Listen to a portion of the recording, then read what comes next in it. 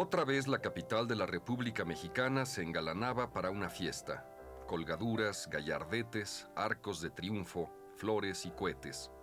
El periódico El Siglo XIX anunciaba: por fin a las 9 de la mañana ha recibido la Ciudad de México a su gobierno con el entusiasmo y la alegría que una madre tiene al volver a ver, tras una larga ausencia, a los hijos predilectos de su corazón.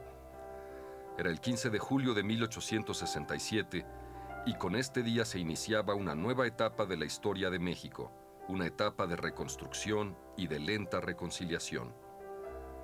El presidente Benito Juárez, el mismo día de su llegada a México, dirigió al pueblo un breve discurso.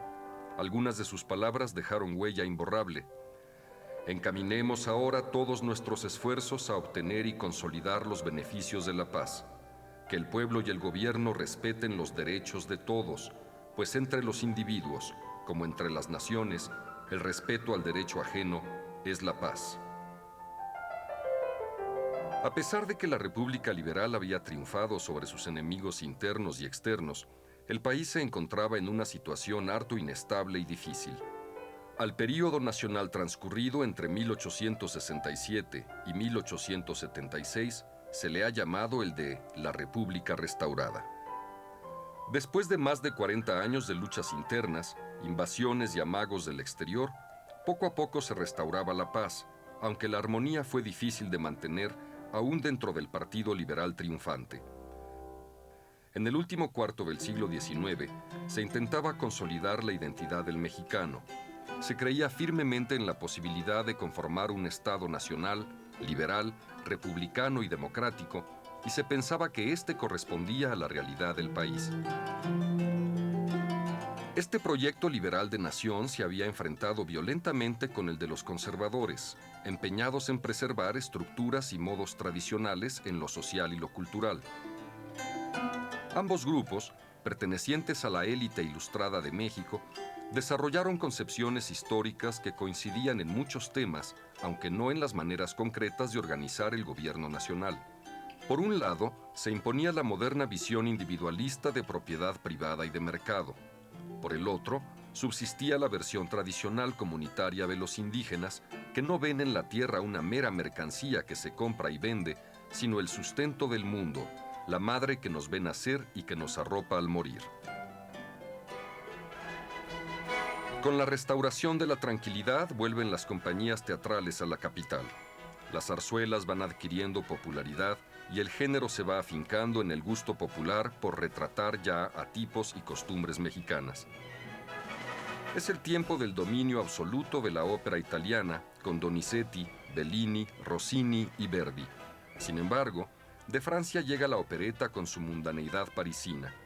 Así triunfa la galopa final del Orfeo en los infiernos, de Offenbach, el conocido Can-Can, que pasa del Gran Teatro Nacional, del Principal y del Iturbide, a los jacalones y pulquerías, enloqueciendo al público en general y desatando los anatemas de críticos como Altamirano, Prieto y Olavarría. A fines de 1867, Hilarión Frías y Soto era jefe de la revista satírica La Orquesta.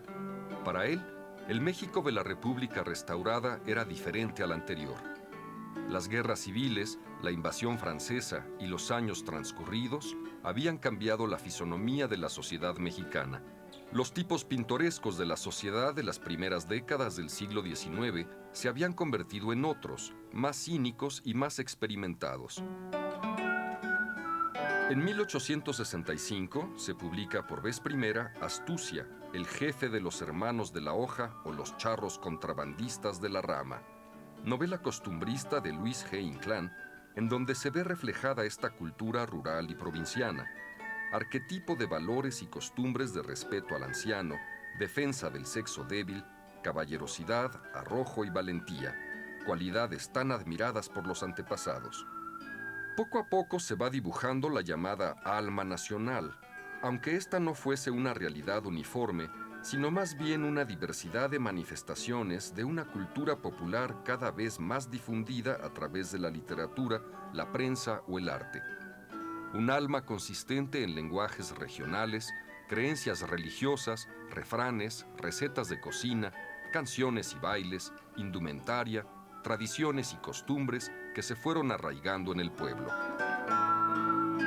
Paralelas a esas costumbres de honda raigambre popular, se tejía un calendario cívico y celebraba con entusiasmo, con dianas, luces y cohetes, fiestas tales como la del 15 y 16 de septiembre y del 5 de mayo.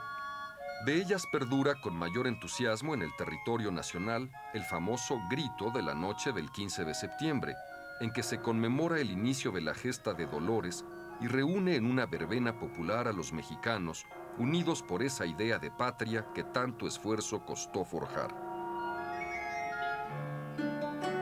Con el fervor popular y patriótico, crecía y se desarrollaba una literatura y una prensa dinámica y combativa.